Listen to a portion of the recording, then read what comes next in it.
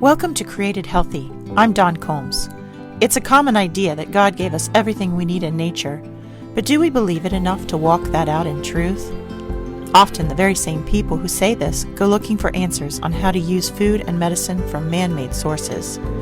Everything man creates comes with a user's manual. Why would God be any different? I challenge you to join me in seeking revelation about our body, mind, soul, and spirit health by digging into His written word and in practicing pure science in the visible world of His creation. Today in Joshua 1 through 4, a woman named Rahab enters the biblical story. She's a small bit of what's actually happening here in these 4 chapters, actually, because finally Israel is crossing over the Jordan. This is a momentous occasion, and I want to talk about that. But Rahab really caught my mind, my imagination, and I want to talk more about her from a human perspective. So Rahab's story is that she is living in the wall of Jericho. And Jericho is the first city that Israel is going to come up against after crossing the Jordan. It's the first city that they're going to have to conquer. And here she is. She's living inside the wall of Jericho.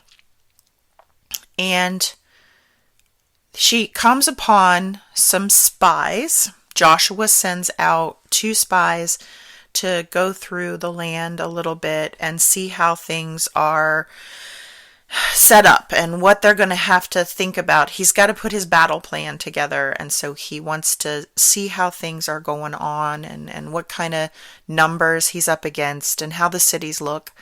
And these 2 spies wind up in Rahab's house, and she has a conversation with them in which she reveals that she understands what God is intending for the land of Canaan. She understands. She somehow has information as to what the prophecies are here, and she has been paying attention to all of the stories that are being told about all of the wonders that God has done amongst the Israelites as they have progressed in all the lands around them.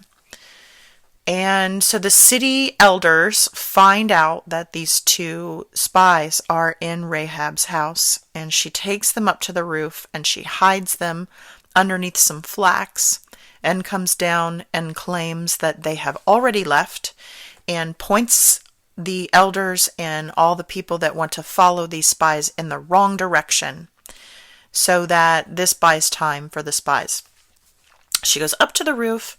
She then extracts from them a promise. She says, in exchange, I hid you, I protected you, I know who you are, I know who your God is, and I know that you're going to come and destroy the city and kill everybody, and I want to be safe, and I want safety for all of my family. And so they make a covenant, and this is important. They make a covenant with her, and that they will spare her and anybody else that is under her roof so long as she ties a scarlet ribbon into her window that they can see through the wall. And then they make a covenant between Israel and Rahab that no one will touch a hair of the head of anybody inside that house. And as long as they're inside, if they step outside, their blood is on their own heads, because they have been given a directive to wipe out everybody in Jericho, regardless, female, male, young, old. They are supposed to kill everyone as per God's command. And so she lets them down out of a window, down the wall, and they escape and go back to Joshua. And the story unfolds from there.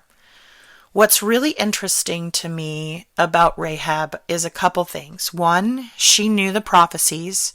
She believed in all the signs. And of course, we've just gone through all of the retelling over and over and over again from Moses, and God even saying that Moses needs to have a song so that the people can keep saying it over and over again, because they had these wonders done right in front of them. They know they're the chosen people. They know that they have God with them. They have proof of his actions. They have proof of his power, of his existence, and they can't seem to keep their hearts open and their ability to follow all of the covenants as a reminder of their fear of God that comes from knowing he exists and he's terrible. Here's a woman who's living inside a Canaanite city, and she knows the prophecies and she believes. She just believes. So that's one thing, and I think it's not argued against in scholarship that Rahab has a faith. She has a faith that is sight unseen. She hasn't been walking around with the Israelites, but she just knows that God exists, and she knows who he is from her own open heart experience of him. There is controversy over whether the word that is actually used here, the Hebrew word, is that she is a harlot, that she is a prostitute.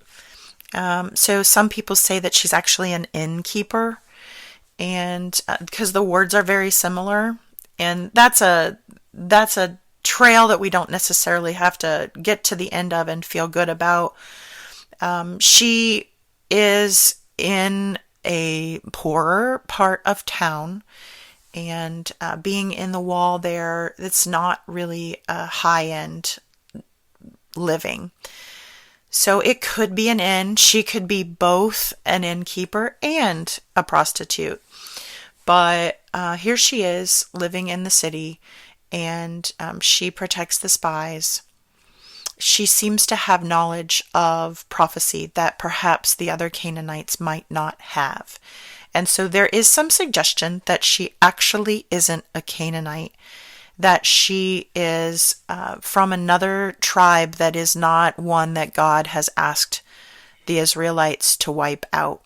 Actually, Moses' father-in-law's tribe, because they live in the area. And that's sort of fascinating to me, the idea that she could have been pulled into the city as a slave. She could have been pressed into service as a prostitute against her will. And she would have understood the prophecies, and she would have known something about the teachings of the Hebrew God. It would also explain why the spies are actually able to make a covenant with her. God said, do not, before they cross the Jordan, do not make covenants with any of these people. Do not intermarry. And Rahab actually does survive and goes on to be a really important person, which we'll touch on as we continue to read. But she's a really important person in Christianity. She does intermarry and have children. And so not only do they make a covenant with her, but they intermarry with her, and they're off the bat, that's difficult to rationalize if she is truly a Canaanite. It could be that her faith saves her. It could be that the Israelites go on to make covenants with other people that they're not supposed to, and they don't completely finish conquering the land. It weakens them. It doesn't allow them to be their true potential. And maybe Rahab is part of that. But with what happens with Rahab from here on, it feels a little more pure than that. Interestingly enough, archaeological evidence has shown that there was a section of wall in the city of Jericho of this time that remained untouched. It remained intact, even though all the other the walls everywhere else had collapsed, which is sort of a fascinating thing to see if you're thinking about Rahab is living in the wall, and we know that Joshua, the the Battle of Jericho, all the walls fall. And so here Rahab and all of her family are covered by God in this covenant. It's a really cool story from a lot of standpoints. I think what stands out to me, another aspect here, is that she knows that Israel is coming. She may not know, she doesn't know when they're going to strike. She doesn't know what's going to happen. She doesn't know that walls are going to fall. But she knows that they're coming and they're going to kill everybody. She knows that that's a written prophecy. And yet she stays. That is why. Why does she stay? Why does she stay behind? Why doesn't she just run into the hills? This is something that I'm pondering. What this part of the story means. Did she stay because she needed time to convince her family that grafting into Israel was the way forward, that was going to be? Was she convincing them about the existence of God? Was she teaching them? They would have had to have been convinced to stay as well, and they would have had to have trusted this covenant that she made with the spies to go into her house or an inn, whatever it is, lock the doors, and stay there while everything is happening around them. They would have heard the walls falling. They would have heard the battle, and to stay put, trusting that nobody is going to bust in any minute and kill all of them.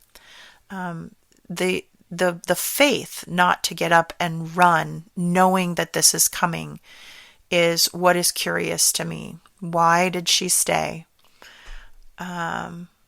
She goes on to, again, she lives, and all of her descendants live amongst the Israelites after this, and she was necessary. So God is sparing her, and God is sparing her family, and her faith here is off the charts for me. She is a very, very, very interesting woman, and as I said, just a blip in these chapters that we're reading today, because there's so much else going on here that